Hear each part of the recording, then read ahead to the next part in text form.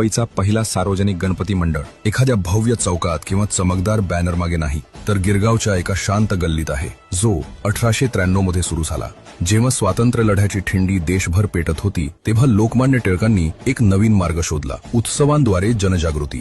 या विचाराने प्रेरित होऊन मुंबईत पहिला सार्वजनिक गणपती उत्सव जन्माला आला. अगदी येथेच केशवजी नाईक 4 मध्ये. त्या काळात ढोल नव्हते, डिजिटल लाइटिंग नव्हती, तरीही उत्साह इतका होता की प्रत्येक हृदयात स्वातंत्र्याची आग पेटली. वर्ष 1901. गणपती उत्सवादरम्यान अचानक बातमी पसरली, टिळक स्वतः मंडळात येणार आहेत. आणि मग काय, इतिहास रचला गेला. टिळकांनी येथून एक प्रेरणादायी भाषण दिले, ज्यामुळे हे मंडळ लोकमान्य टिळकांच्या उपस्थितीचा मान मिळवणार इतिहासातील एकमेव मंडळ बनलं.